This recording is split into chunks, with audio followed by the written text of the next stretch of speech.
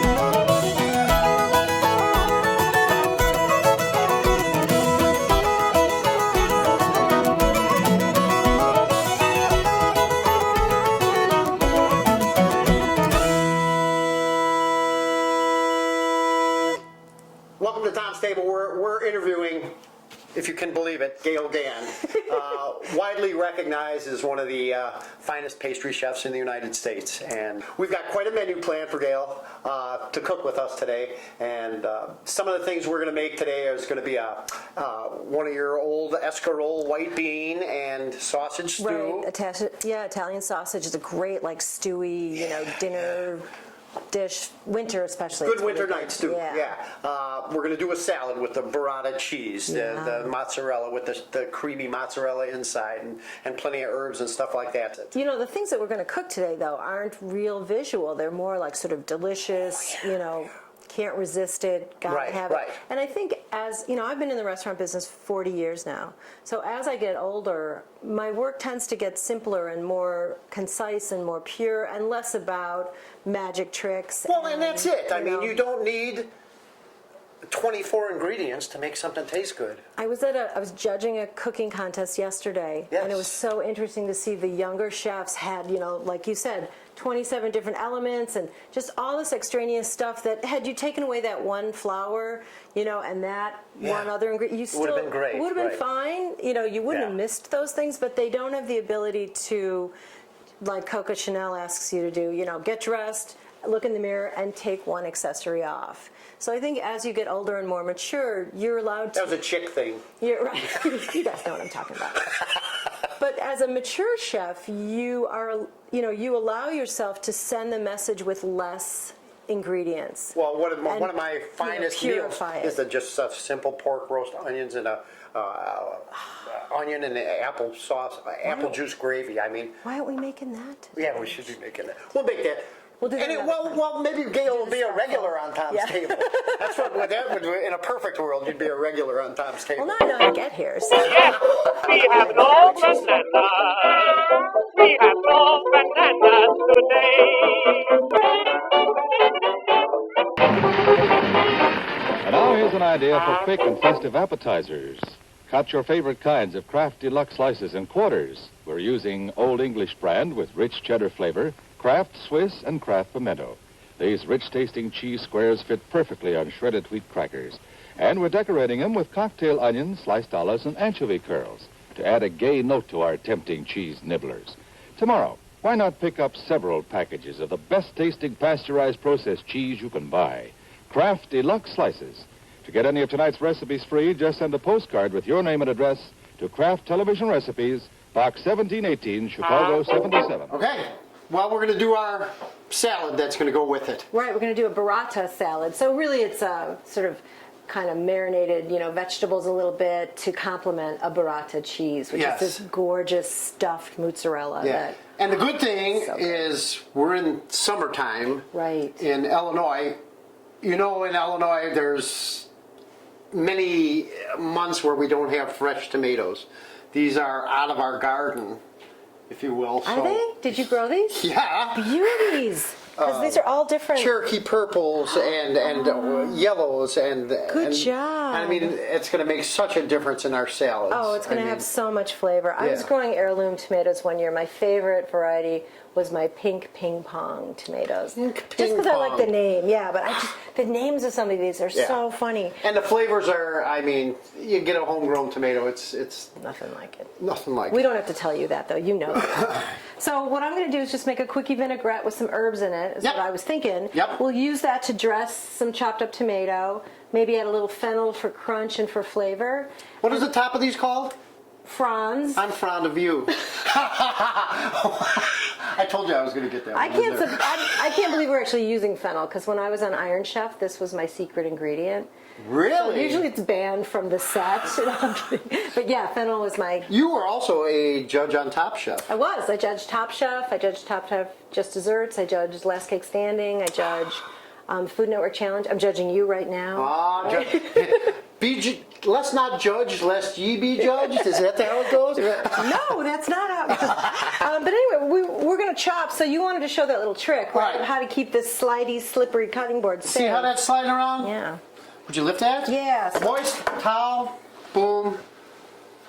Thing ain't going nowhere. Totally, yeah, now it's like solid, secure. So I can cut on safe. it, and I will still have 5 fingers when I get and done just to chopping show mine, tomatoes. I actually just have like a paper towel, little damp paper towel under mine to keep it secure and safe, so now it doesn't want to move around and slide around. Exactly. So let me throw the vinaigrette together. I'm going to do my normal ratio. I don't know if this is what you do, but I do twice as much olive oil as vinegar. Okay. So my idea is, does it come out of the mouth? Yeah. Is that, that's so cute. Oh yeah, look at that. So I'm going to do I'm going to measure exactly a quarter cup of olive oil. That's actually a Jaeger bottle. Is that what the... thing. Not that Is you've that ever... good that is that good that I don't know, or is that bad that I don't know? I'm surprised that you don't know. About 2 tablespoons. Yeah, I have teenagers, right? I should know this stuff. About 2 tablespoons of red wine vinegar. Yep. And then I'm going to do some kosher salt. Yep. I love kosher salt. It's the best. It's kind of... it's these bigger flakes, these bigger crystals. They're kind of crunchy. I just love them. So you have more control, I think, that way, too. And you just look cooler, like sprinkling it. That's the real reason, didn't I? And then a little bit of pepper. I was teaching a pie class. I teach pie camp sometimes. Pie camp? Pie camp. Is that like band camp? You come in sort of having the fear of pie crust, the fear of frying, we call it fear of flying, and you leave in tears because you could have mastered the pie crust. And so one of the classes I thought, I really should teach that vodka crust. Everybody asked me about the vodka crust recipe. So I decided we were going to do it. So I bring a bottle of vodka and I put it in the freezer to get it super cold. And towards the end of the class, I'm like, let's knock out that the vodka pie crust, because I said I'd make it with you guys. And I take the vodka out of the freezer and it's a solid block. Why vodka does not freeze? Exactly. So one of my students in the class goes, "Do you have a teenager?" No way! How do you know? Gio just got busted. It's Gio. Sorry, buddy. You just got busted. On live TV. Wow. All right, I'm going to stir this together. Should I start slicing tomatoes? Beautiful olive oil. Yeah, do you want to go ahead and chunk them up? Sure. I'm going to add some parsley to this, some chopped parsley. Which, thank you for chopping it ahead of time. Yeah. Mise en place. I wish they sold it like this, because I'd use a lot more. If it was ready to go, I hate, getting a cutting board and everything out just to chop a little parsley. So sometimes what I do is I just take scissors and I go over a dish with scissors and just snip parsley. Yeah, well, they have these nice gadgets chunky now, the mincer, have you seen those? No, what is It's just that? like a roller thing that you just Oh, cool. put the herbs on and it just minces it for you. So I think it's one I of need to those get useless that. gadgets that everybody should I have. need.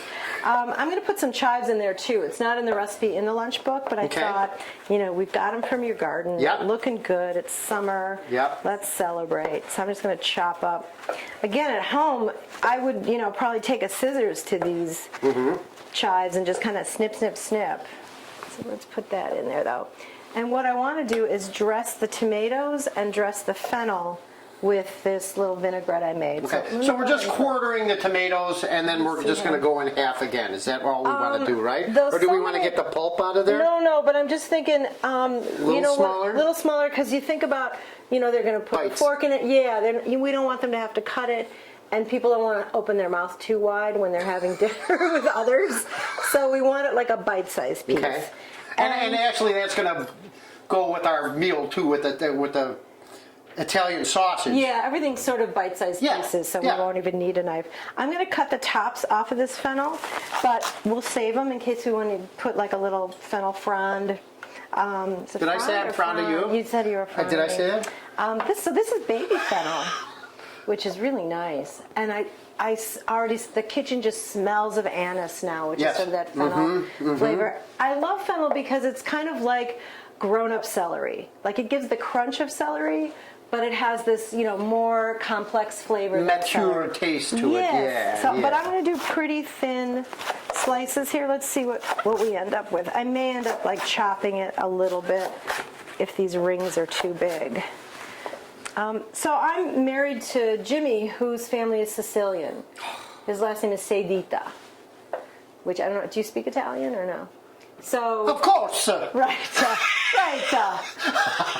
So his last Sedita, to count in Italian, it's uno, due, tre, quattro, cinque, sei. So sei is 6, and dita means digits. So his last name is Six Fingers. Really? And his family is literally from Corleone. Don Vito Corleone. In Sicily. So I'm just putting it out there in Stay case away from your wife, Jimmy. disappear. Just keep it a good distance from your wife. But one of the things I learned from him and his mom, she was a brilliant cook, and a lot of I get recipes from her. They would serve fennel after the meal. So kind of like how the French serve a salad at the end after the meal, they would just have like big wedges of fennel that you would pick up and like. Well, like a breath thing, maybe? Like a breath thing, because everything has so much garlic in it. So that would be like which you'll also the find out. refresher course. And then we'd move on to the 17 different kinds of cookies, that everyone brought. They were good eaters. That family are good eaters. That's why I fit in there. All right, so I'm just going to go ahead and put the choppy, but it's a pretty big chop. It's not like a fine chop, but nice big pieces of fennel. And are your tomatoes ready, though? You want this one in there, too? I do. Is that okay? Yeah, it's okay. Willing to sacrifice that one? So, we're going in? Yeah, go in. Going in. So it's almost like a relish we're making in a way, Yeah. like a big chunky relish to go with that beautiful, dairy of the burrata. There we go. Let me give it a toss. Look at the colors. That is summer in a bowl That is right beautiful. there. Isn't that beautiful? That is beautiful. Okay. So that dressing is also kind of going to be the dressing for the cheese itself, for the mozzarella. All right, ready to go. So then we got to cut the burrata. So that you have to be a little careful. You never know how liquidy it's going to be inside. Everybody's burrata is different. Really? I did not know that. Yeah, it just depends sort of how fine they grate the interior cheese, how thick the cream was. Well, it's like a mozzarella with a mozzarella cream shredded inside of it. So And that's the thing about burrata. Sometimes there's one I think it's from Roma. If you go there's a famous cheese shop in New York City on Canal Street. And that's where you used to find it, right? Yeah, I think I talk about that in the book, but it would do? come wrapped in a leaf. It would come wrapped in like a palm frond. Really? Yeah, so that's Did how you they say frond again? I I'm fond of you. So I don't know if you can see this. We kept it in water because that's what you need to do. Yeah. But you can kind of see how see how that's kind of tender. It's like a water balloon. It's almost, like a water right? bed, yeah, made out of mozzarella. Oh. So I'm going to cut into this. It may, smear over, but the idea is we're going to use maybe like a half or a quarter of it on the plate, and then we'll pour the tomatoes over. So let's see what we got going on. And you can see this was like where they gathered it up on the top. So they had a sheet, they put the creamed center in, brought it together, gave it a twist, and then threw it in cold water to like set it. Wow. Have you ever watched like professional mozzarella makers? No, I haven't. But I have made it. Well, culinary school, Right. of course, you make it. I was at this place in New York, and not only do they make mozzarella, but they make like mozzarella pigs, and it was like watching. Well, like for a holiday or It's like something? watching God. It was the weirdest thing. Like they'd have this wad of mozzarella, and this woman would reach inside the warm water. You form it in warm, creamy water, and she'd like, and she'd pull this and shove that, and boink, and there's and like it would be a pig, and then she throws it in ice water to set it. Set it, right. Just fascinating Wow. and super fast. Very it was cool. a great thing. She was doing it for my kids, and they were just well All right, let's see what behaved. happens So, here. Yeah, let's see what we got inside here. It's like Christmas. Oh, beautiful. Oh, look. Oh, Okay, my gosh. Beautiful center. Oh, no, my can gosh. you see that? Can you see so that? So that's the creamed, the grated creamed. Okay, so. See, not a lot of people can get excited about that, but you and me are like ready to do a cartwheel. This isn't normal, really. People are at home like, oh, look at these reactions. We're all going to call the neighbors. Oh, my God. All right, I'm going to cut this in quarters because I think a quarter is probably like the right serving. So we'll put it, cut side up so that people were sort of showing off like, look at this creamy center. And then I'm going to spoon. Oh, so I'm not really draining off, any of the vinaigrette. I'm letting that be the dress. And just sort of make sure you get a little bit of each color of tomato because I really want to celebrate. Oh, and where's those fennel? You know what? What? No, I don't know what you're talking about. Fennel fronds. You're making me say it. Fennel what? There we go. Fennel fronds. So we're going to use a little bit. I'm not going to say it again. Good boy. We'll just kind of look at that. I mean, there. That's like a garden on a plate. Garden on a plate. I got to get a couple forks. Okay. Oh, we get to eat now. We got to taste it. We got to at least taste it. Right. And this burrata, like you could use that for dessert as well. This with like blackberries and a little honey drizzled over. Really? So don't feel like it just has to be first course. Here, I want you to be able to see it though. I think it can be, first, second, third, fourth, and fifth course. It's just beautiful. And it's sort of the chef's dream because you don't have to do much to it. Yeah. It's sort of ready to go. Did you get some fennel with that? Oh my God. I'm so happy right now. I'm trying to tell you. I want to steal some fennel though. And olive oil is beautiful. Wow. Isn't it? It just tastes so fresh. That's the word, fresh. Can't use any other word for that.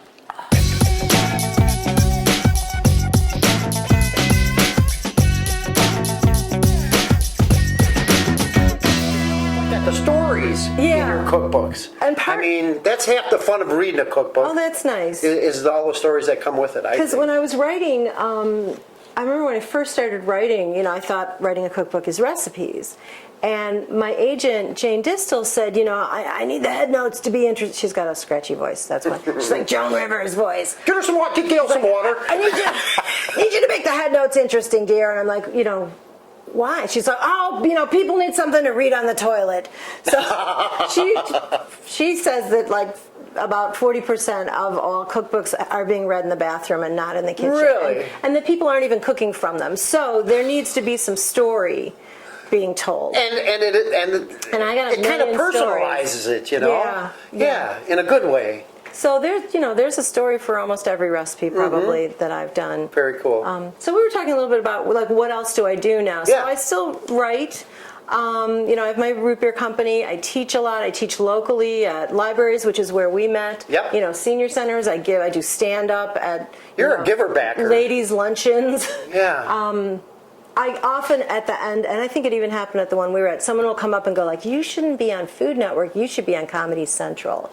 Because there's all these... Well, that's a compliment. It is. Well, there's this quirky stuff that happens, only in the restaurant business. It's just a crazy business, and you can't believe... Unpredictable, totally unpredictable. Right? Really is. And which is part of why I'm so flexy.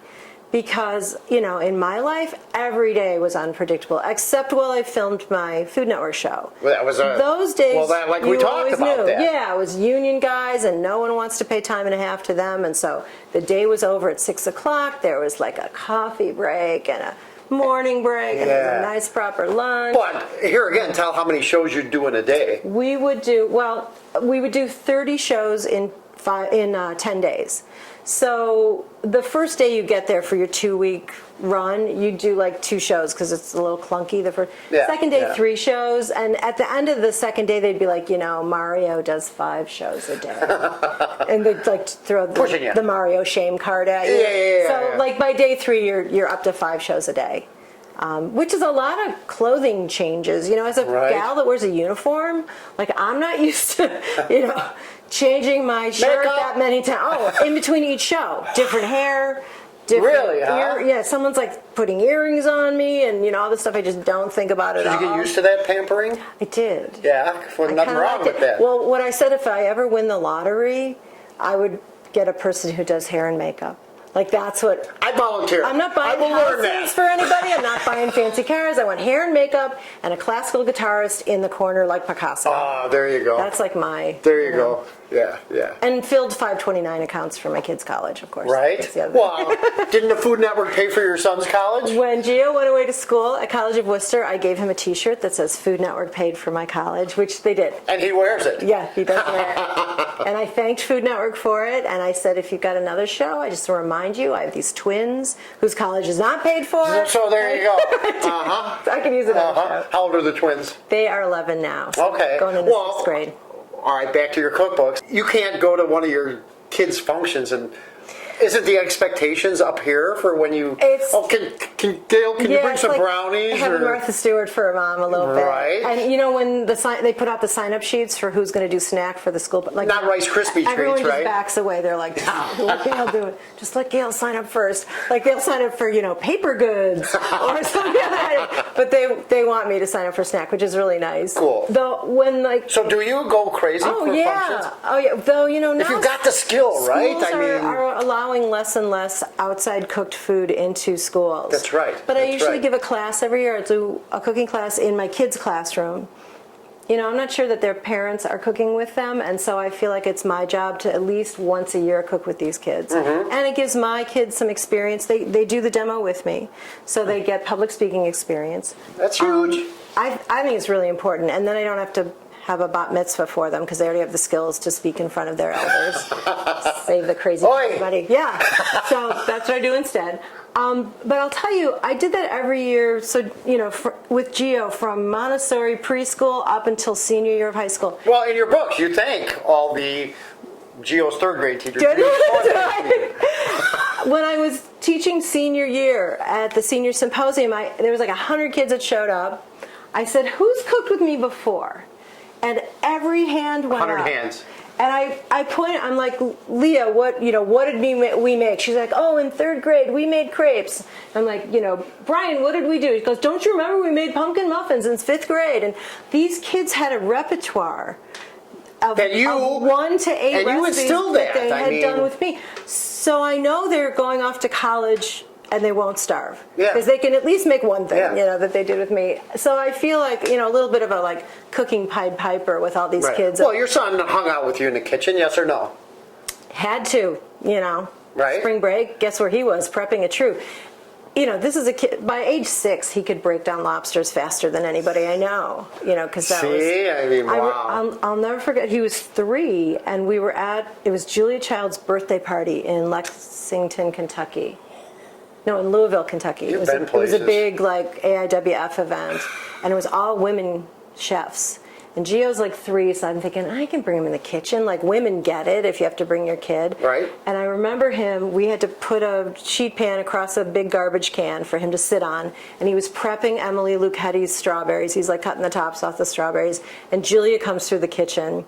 and like picks Gio up. She had met him when he was a baby. A big smeary kiss on his cheek. Got lipstick running down half his face. When he was a baby, I was doing a dinner in St. Louis, and the cheese course was done by Laura Chanel. She's a famous cheesemaker. Yeah. She's who made goat's cheese for Alice Waters and sort of started that whole movement in Sonoma. Oh, man. So the cheesemaker is Laura Chanel, and she's brought her stuff. And Gio's like 9 months old or a year at that point, so he's there in a playpen, you know, in the corner. And she's like, "Do you think he'll eat goat cheese?" I'm like, "Let's try it." So she feeds him goat's cheese. So Gio's first goat's cheese was fed to him by Laura Chanel. Oh my gosh. You know, it's like that's this kid's life. Unbelievable. Well, and here again, goat cheese. You're seeing a lot of people these days, dairy-free, gluten-free. My daughter is one of those. Can she eat goat's cheese though? Because But yes, she can eat goat's cheese. So I have one of my friends, Janine, is dairy-free, and she ordered a salad the other night with goat's cheese. I'm like, should I stop her? But yes, you can. And that's the one thing she can eat. Well, it's funny. I mean, my daughter. Dairy-wise. Yeah. It's a whole new realm. I mean, I've become a better chef just learning how to cook gluten and dairy-free. Really? It's different. You're willing to do that? Very different. I did it. Was I willing to do it? I did it. I did it for her. Well, you know what? The minute she left, though, you know how much butter I pulled out of that fridge? Butter and cream and We're having butter soup. All right, we are in the home stretch. We are making our main course. You were talking about how even escarole is being hard to even find escarole these days. You found this beautiful escarole for this escarole and white beans with sausage dish, and I find it's not at every grocery store now. Or the burrata, for that matter. Oh, burrata, yeah. I mean, that's like sort of a newer thing in America. It's an old thing. But Yes. Now. But escarole, I think it was sort of, it used to be there a lot and used a lot, and then it kind of fell out of favor maybe a little bit. So it's one of the greens that isn't always stocked in a. So I was very impressed you found it. Bitter. It's got a bitter taste. Bitter green. But it holds up well in cooking. And it wilts really nicely, and it sort of absorbs liquid as well. So for the dish, this escarole and white beans with sausage, Italian sausage, what we're going to use, I've got the escarole you saw, and it always looks like so much. I think, does the recipe call for like 2 heads? One head. But like it looks like a lot, but it wilts down. You'll see nothing, And when you first put it in the pan, it's like spinach, like it just like cream spinach, right? And we've done cream spinach on Tom's table before. But it'll reduce down. Don't worry. We've got some. This is mild Italian sausage. Yeah, and the reason I bought mild because we can control the heat with the red pepper flakes. Right. Not everybody can handle the heat, so start with mild, and then depending on your family, if you have a vowel at the end of your family, spicier. No vowel, a little more mild. We've got white beans here, cannellini beans, canned, which you could certainly, get dried ones, soak them overnight, cook them in water. Go ahead, take 2 days to make your beans. Or yes. But the reason we would do that is because then you could freeze it. Which this dish freezes very well. Right, it does. And with the canned beans, they would kind of turn to mush when you thaw. They would kind of mush out. But in my house, it doesn't last long enough to freeze. So exactly right. And it's not going to tonight anyway. So, and this is the kind of dish, like I will keep 2 cans of cannellini beans in my pantry. Always. For like, to knock this dish out. It's like one of those things, like I don't know if you have white clam sauce too. I'll keep white clam sauce in the pantry to do linguine and clam like real I just failed as a chef right there. Now I know what to get you for Christmas. A couple cans of white clam sauce. But the other ingredients we're going to use, as he pointed out, we've got some red pepper flakes. Red pepper flakes. Not measured because we're going to decide how hot we want it. Yeah. Some plum tomatoes that are going to go in at the end. Some chopped parsley at the end. A little bit of butter to thicken up the juices at the end. We've got some Parmesan cheese. Again, that's going to kind of be the salt. So you notice there's no salt here. The pepper is going to come from that. And then we've got some chicken stock over there that we're going to use. Chicken stock, 3 cups of chicken stock. And sort of the star of the show, maybe, the garlic. There's and 5 cloves of garlic. 5 cloves, but you know what? When you're eating this dish, it doesn't taste like 5 cloves of garlic. It doesn't. It doesn't overwhelm Not at all. Yeah. And then, of course, what do you got? Oh, yeah. You have to serve this meal with a loaf of Italian bread to soak up the juices. Right, you need something in your left hand. You've got your spoon in your right hand. You need something in your left hand to like shove this stuff. That's right. You're married to an Italian. She knows the drill. I've been married to a couple of them. So I've I marry Italians. The food's really good. What can I say? Did you know I spoke Italian? I heard that earlier. Yeah, that was nice, right? We have no bananas. We have no bananas today.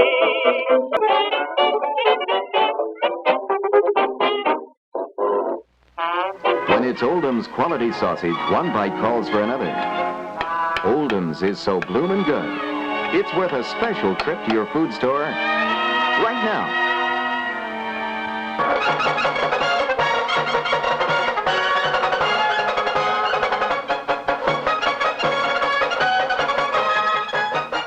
Oldham sausage?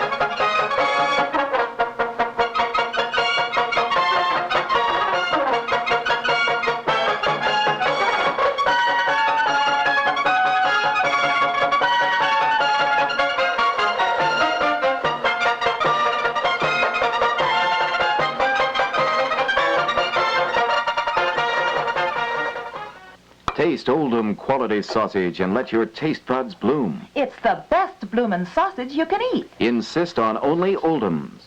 That's Oldham's quality sausage.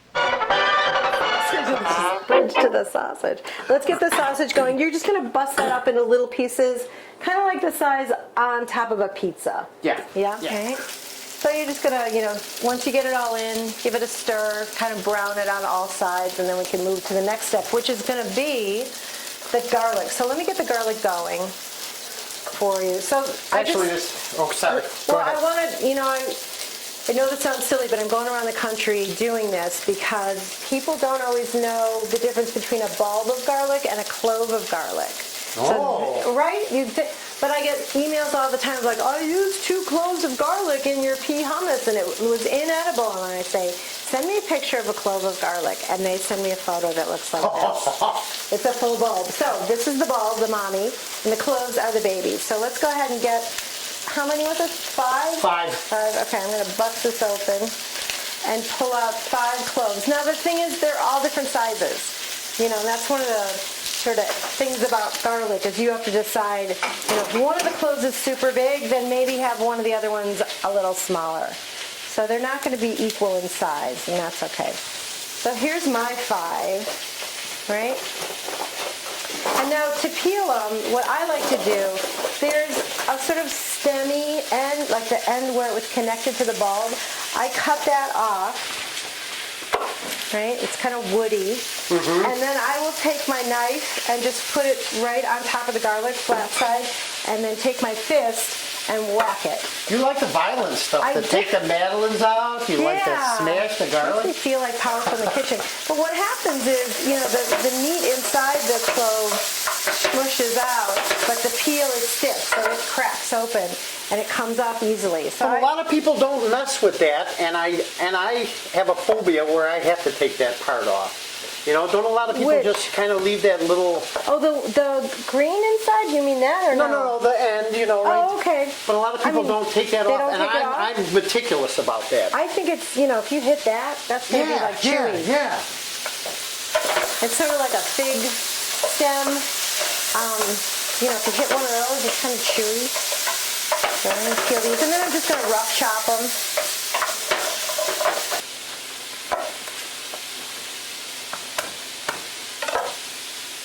Nice. But it's an easy way to. How do you peel? Do you Same it way. that Same way.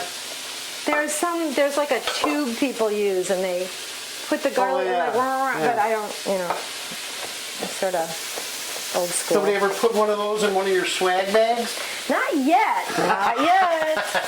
Gail says I've gotten whenever some good she swag. go do these big events, where she's a judge or whatever, these places, the people that are sponsoring it would always kind of have a nice... You get like a knife with your name engraved on, or a bottle of wine, Cool which stuff. neither of those can go through TSA carry-on. Oh, I didn't even think about Now I that. gotta check my luggage, which cost me $25 extra. So that free knife has now cost me $25. Right. But now I get some good swag. I was down in Washington, Illinois. Do you know where that is? It's kind of near That's where they had the area. hurricanes or Yes, tornadoes. I think so. I was teaching down there at, I think it's called Lori's Kitchen. And I had a class down there. That swag bag, oh my God, was filled with coolest stuff I didn't even Really? know about. 'Cause, Really? You know, people with kitchenware stores have the latest of everything. gadgets, right, Yeah. right. So I love cooking at these places because of what they send me home with. That's how I learn Fun. new stuff. How fun. And if you want to know where I'm cooking or teaching, you can go to my website. There's a calendar, and it'll tell you where I'm cooking. And I'm, all over the country. I'm going to be in Worcester, Ohio, in a few weeks, cooking at Today's Kitchen. So give a peek if you want to take a class from me. Now, you don't just teach baking, or do you teach No, I savories teach too? savory as well. All right, Yeah, it all just right. depends on the class. I think I'm doing a stone fruit class in Worcester in a couple weeks. So that will be all desserts. We'll do, a plum thing, a peach thing, a cherry thing. Which But are in sometimes- season right now. I mean, Yeah, that's why, right? The season. All right, how's your sausage looking? Should we getting get there, it getting ready there. for Almost. garlic? Still a little pink. Okay. It usually takes about 10 minutes. And let's discuss the chili flakes, because it should be a group decision, I think. You don't want to just go renegade on everybody and make I'm always too hot for my wife. Oh, I'm always too hot for my wife. I always add too much I heard heat that for about my you. wife. All right, so let's go sort of, what do you think, like 2 pinches? Yeah. Okay. Yeah. All right, I'm going to throw those in And we'll now. just add that right to the sausage. Yeah. And of course, if you buy hot sausage, you just use less chili flakes. Simple. Yeah, or none. Or So none. this is Or one none. of those dishes where you're layering. Yeah, You're yeah. just going to keep adding ingredients and adding ingredients. And we talk about that a lot on Tom's Table, how we layer flavors. So I'm that's going what to it's come all over about. with the garlic. Feeling ready? Sure. All right, garlic's going in. This is fun. This is to fun. cook together. This is fun. Usually I'm like by myself cooking. This is so much more fun. See, there's an opening for a regular on Tom's Table. Did I say that? You have now. While you're cooking that, I'm going to get this escarole ready. Okay. And we're just cooking the garlic till it gets fragrant. Yeah, with garlic, 30 seconds Is enough. to a minute is plenty. You don't want to burn it. Right, exactly And I think right. a lot of the recipes from like the 80s and 90s would have you add the garlic first. They do olive oil, garlic, and then build the dish. And I find that by that point, it gets burnt. And then it's gonna be bitter. Right, exactly. Yeah. So And All this right. looks beautifully washed. Thank you very much. you're welcome. And that looks like a huge pile, but Wait, yeah, Just it's gonna wait. turn into nothing. it really shrinks down a lot. Sure is pretty though. Yes, it is. I love the color, like kind of light yellow at the bottom. Yep. And then Yep. And the outer leaves are the greener, and then when you get into the inner leaves, that's when it starts getting Yeah. a little paler. at the heart. Yeah. All right, here's all your escarole. All right. I'm just gonna toss it in, okay? Yeah, We're going right in. we call it escarole. That's what that lady Yeah, called it, and I didn't know what she was she's saying saying. escarole. Yeah. Escarole. It's so one of my mother-in-laws, I've had a couple or 3 actually, but one of my mother-in-laws was from Naples. She's Napolitan, and she said scarole. That was she would say ricotta. Ricotta, the ricotta, like a G instead of a C. So stirring this initially is tricky because you've got that pan so full. So you just kind of turn it over itself, and then it'll start to come down. My latest mother-in-law, Vita, was Sicilian, and they have like a wacky dialect that nothing makes sense in terms of how you spell stuff, how you say stuff. So I remember she made this dish called guga de mau, and it's eggs that are poached in tomato sauce. I think it's in the brunch You book. have that in the brunch I have book. that in the brunch book. Yes, you do. And I'm like, Nana, how do you spell guga de mau? And look in the brunch book. The spelling makes no sense at all. Yeah. But it's my mother-in-law, so I had to put it what she said. The way it was, right. But I can't believe that word would come out of the spelling that she gave me for that word. Now, how many times, all these cookbooks, countless hours of trial and error? Yeah, Or you get a basic idea. Countless hours, but the nice thing about writing cookbooks is it's hours when the restaurant is quiet. So it's sort of, you can do it late at night, you can do it when there are customers around. Yeah. And by the time, you've written enough of them, what starts to happen is not that I'm as talented as Beethoven, but you get sort of like deaf Beethoven. Like you can write recipes without having to taste them. He could write music without having to I hear agree it. with that. I agree with it's that. like you pretty much know how it's going to come out. Yep. There's one round of like, well, let me just get the timing. You know, I'll do it on the stove to see is this And that's a it. 6-minute And wilt that's or is it. this a 10-minute wilt? Yeah. Yeah.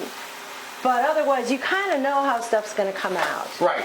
You know, Right. it's like just from a being musician. in it. Just from being in it. Yeah. You're right. You're absolutely right. So 3 minutes, 3 minutes for this. You see how it's wilting down already, right? They're getting like shiny. See Yeah. that? And almost like translucent a little bit. Yeah. Yeah. That's how you know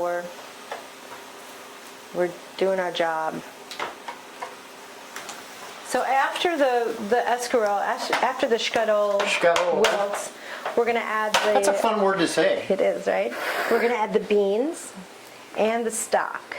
Okay. And then we're going to bring it to a boil. 3 cups chicken stock, Right. low sodium, better off. Why Because you not? got the salty Yeah, parm. we've got the salty parm. We'll get our, plain salt out Unsalted of butter that. was going to add us that richness. And then we're going to do half the parsley with this and then half the parsley to finish with a Oh, little okay. drizzle of olive oil. Great. Yeah. And I'll go ahead and cut the tomatoes.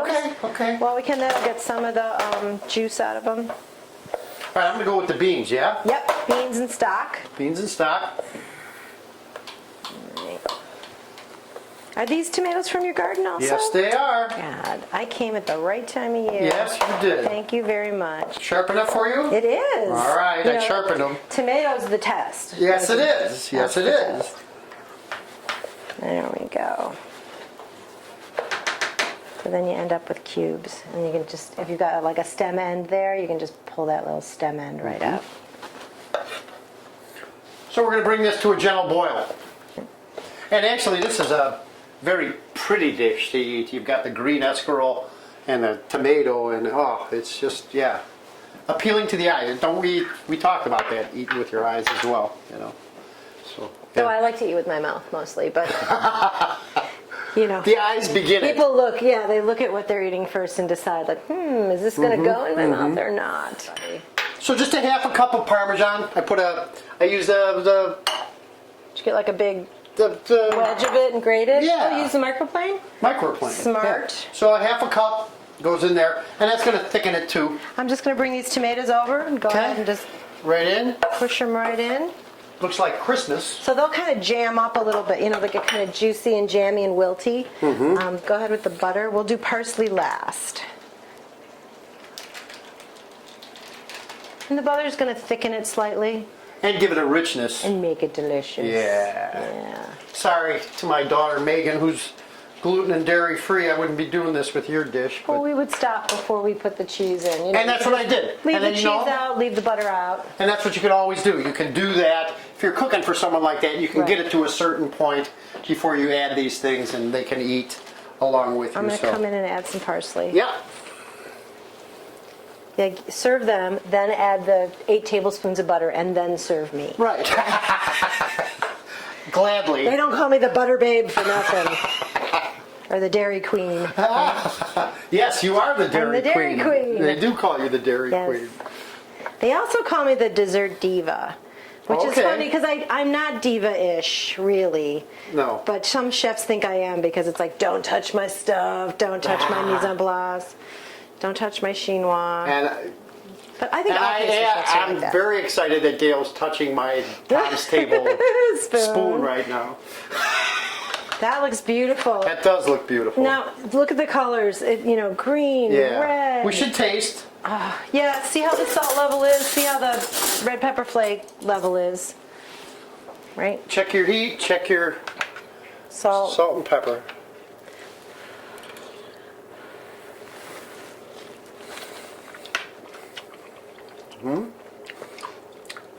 I don't think it needs salt. No, it doesn't need salt. I'm almost wondering if we could get away with a little more chili flakes. I think you could. You want to? Okay. Do we dare? Do we You're dare? Let's dare. Okay. Let's dare to go en fuego. Just a little bit more. I'm going to do like 2 light little pinches, or 3 light little pinches. There. And some freshly cracked black, yeah. We could, yeah. And part of why that varies is when you get Italian sausage, it depends how your butcher Right. you know, how they Right. season it. So that's why that could vary. And you want to give a taste before you go ahead and serve it up. Beautiful. I think we're ready. We got to cut the bread still Oh yeah. because you need Gotta have the bread. pusher. Yeah. That's how you push it onto the spoon. Oh. Yeah, that's what it is. But Is that the Escarole way? it's, you know what it is? It's Rick Tremonto. So my chef husband, he This likes. is his mom's recipe? This is Perhaps? It's from actually a restaurant in Rochester that we used to go eat at. Okay. No, but she would make cardoons, which is a really interesting. Do I know that They're one? part of the artichoke family, and it's like a long stalk, and it takes like 2 days to cook them. And she was Really? quite a cook, but he always needs like something in his hand while he's eating. I'm not sure why. Like he needs a shovel. So Well, he we needs it just to always- talk too, Is that- right? But Italians always like, Maybe when that's I do what it this, is. Yeah. you record. So we're gonna put this like in a kind of low soup bowl or soup plate. Yes, I guess is we what have that's those. called if Judy, you've you want to got 'em. grab one of those? And you know, a pasta bowl, because you really want to be able to see all the colors and be able to dip into the sauce. And yeah, that looks good. And Should I spoon some up? Or? yeah, go ahead and let me just cut some of this bread. Okay. I got a bread knife behind you if That's you what I need. was just wondering if I might need one, but we'll see. Yep, I think I do. Right on the thing up there? Yeah, I like this one. Whoop. This is a sharp knife. Nice. I impressed Gale Gand with my sharp knives. All right, I'm going to go ahead and cut this like at an angle. Yeah.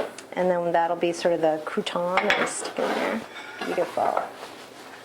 So we're going to put it right in. Nice. And then maybe a second one next to it. Nice. There we go. And how do we finish that? A little. Maybe a little parsley. there? Sometimes Rick does a little extra olive oil, A little but of that. you could.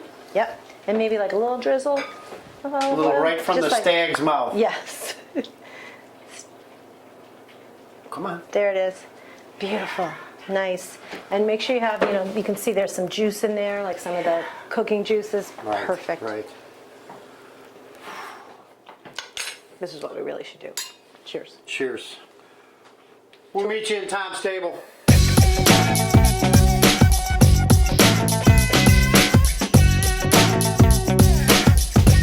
Alright, so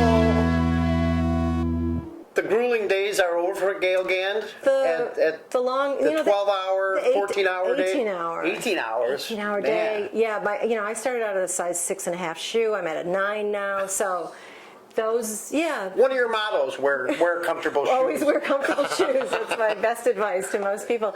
But yeah, I'm not in the kitchen as much as I used to be. You know, I'm still a partner in True. Yeah, But yeah. I don't have any day-to-day responsibilities Okay. there. I really spend my time cooking at food and wine festivals. You know, sort of cooking to large there's- groups of people. Is that your call? I mean, can you kind of schedule your schedule? Yeah. Schedule your schedule to where. To fit them in. Yeah. You know, and some of them are appropriate to bring my whole family to, which is nice. Like even when better, I do even Epcot better. Food and Wine, the kids come.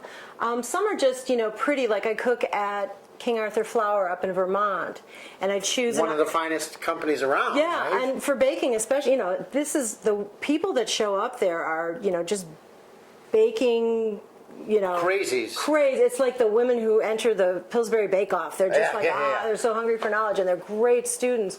And I choose an October date, so we go when the leaves are changing. Nice. That's one of the ones my husband chooses. And you to come teach to. there? Yeah, and I teach 2 days while I'm there. I'm one of these people that I don't really like know how to take a proper vacation, but if there's something for me to do there that's work, I'll show up. Yeah. And so yeah. my husband usually kind of vacations while I'm working. I like to have something to do. That's a good deal. And I think it's it's from my dad because we would travel to sing. Well, I remember you talking about going with your dad to a Door County fish boil. Yes. I mean- did I talk about that? Yeah, well, Right, in one of your books, and in we one of played a gig. in one of her 8 cookbooks, which I only have 7, so I'm not really a stalker yet until I get short and sweet. But that's it. I mean, our passion for cooking runs rampant. Yeah, right? and it's everywhere and every day. And yeah. I'm always looking for an excuse to cook is the That's- moral to that. Well, we just had quite an afternoon. Gale Gand was in our kitchen, and the results are amazing. You see our burrata salad with the tomatoes and the fennel and the nice red wine vinaigrette dressing on top of that. We got our escarole sausage and white bean stew served with a hearty, crusty French bread. The madeleines aren't out yet, but that's going to be our dessert. We're just going to see what we made, see how it turned out. And you serve this meal with a nice hearty red. Nice red. Accompanies the stew very well, so cheers. And here we go. Thanks for letting me mess up your kitchen. Anytime. You know I'm never going to clean it again because you were in there. I would have messed it up more then. If this burrata is so beautiful. Look at that. Yeah, I mean, what a pretty dish to eat. So fresh looking. I'm ready. Yeah. Yeah, you poor thing. You had to watch us and not taste anything. This is your reward for being a good audience. It was worth the wait. This is really good. Like you said, you were saying it's just fresh. It tastes fresh. Right. It just tastes like a garden, you know, topped with a little bit of dairy, perfect Wow. dairy. And the fennel and the basil. Yeah. The tomatoes are so sweet too, aren't they? They are. And of course, it's because they're homegrown. Homegrown. Yeah. Can't beat that. So steal tomatoes from your neighbor's garden. if you're not growing your own. Yeah. Do it late at night so you don't get caught. Bring a flashlight. Yeah. Man, that cheese, I really love that cheese. Don't you? You know, I'm a chef, and it's the first time I ever had burrata cheese. Really? Really. And we talked about blackberries, but like think of it with grilled peaches, how good that would be. Or, yeah. And who knows if that's a dessert or a salad. It could totally be a starter, but it could totally be a dessert. Yeah, like you said, you can make 5 courses out of it. Right. That is outstanding. And I plan to. Outstanding. Yeah, it's really nice stuff. Delicious. Okay. Are you going I'm ready. in? I'm ready. All right, we're going to go into the stew. Right, the 2 hands. Right? Yeah. Wait, I want to add a little bit of Parmesan on it. Oh, that's yeah. a good I idea. love Parmesan. Yeah, I think I will too. There you go. Just a little extra. I think it's a general consensus. I think we're all doing it. Can never have too much cheese. So yeah, so you push from the left and scoop from the right. It's the Italian way? Yes. The Italian way. Except I'm opposite because I'm. Oh, she's a lefty. Right. Oh, that's good. One time at True, Robin Williams came in to have dinner. No way. He was having dinner with Harold Ramis. They were talking about a movie they were going to do together. And he was so funny. I went to the table, I told a couple jokes, he laughed at them, which was really nice. But then he goes to me, he goes, I want to be a waiter, I want to be a waiter. You know, can you teach me how to be a waiter? You know, we're like this Michelin star restaurant, you know, with James Beer Awards, and he wants me to teach him how to be a waiter in, you know, in 2 minutes. And I thought about it, and I said, you know what? Yeah, okay, here's what it is. You serve from the left and you clear from the right. Like, that's basically it. That's it. So this is the same thing. Push from the left and spoon from the right. There's a little bit of kick, but not too much. Yeah, is it okay? Because It's okay. we upped it. It's okay. And we upped it and we didn't ask you, so. It's totally fine. Delicious. Wow. So Robin comes in the kitchen and he's like, can I serve some food? And there was only one table left. And it was a chef who was having dinner at True, kind of checking us out, you know, doing like spy espionage stuff. And I thought, oh, this is going to be great. You know, Robin Williams is going to go up to the... So I'm like, yeah, you know, can you serve table 41? Just serve the woman first. She gets the pineapple carpaccio, and he's got the hot chocolate tart. And I couldn't be out there to see the look on his face, but I think about, like, the next day at their staff meeting, at their, you know, and he'll give this, the chef will tell about, yeah, I had dinner at True last night, and you will not believe who they have as a waiter there. You know, how these guys did Picking it. up a few extra bucks, Robin right? Williams, yeah. He was so darling. Well, I like the escarole in here, too. Do you? Yeah. And it holds up well. It does. And it reheats well. Okay. That's good to know. This is one of those dishes, it's almost better the next day if you can wait that long. I agree with that. Yeah. But it's I hard to agree wait. with that. That's okay. Well, we don't eat too many leftovers around here, but... Right, they don't make it to leftover. Right, but this will be one of them. Yeah. And not too much garlic. Not too much garlic. Even though it was 5 cloves of garlic, it doesn't taste like 5 Well, there's a lot of, you know, garlic. there's so much volume of other stuff in there. The beans, the escarole, you know, the stock. Look at me. I'm learning how to eat Italian. Look, you're dipping. And put and roll and pile. There's not going to be leftover because I'm taking the rest home to my husband, if you don't mind. And then Lou has to have some. Oh. Actually, I'm Norwegian, so I'd be scooping it with a hunk of fish. Is that what they do? Skin on or skin off? How does that work? Yeah, skin on probably. They're pretty rugged up there. Very good. Man, it was Breakfast. so fun to cook with you. Thank you. Really Yeah. enjoyed cooking with you too. Again. You know, you've got cooking in your heart, I can tell. Right? I do. Really I nice really to- do. You do. Now it's all over the kitchen. I think you were on cloud 9 today in the kitchen. What a day.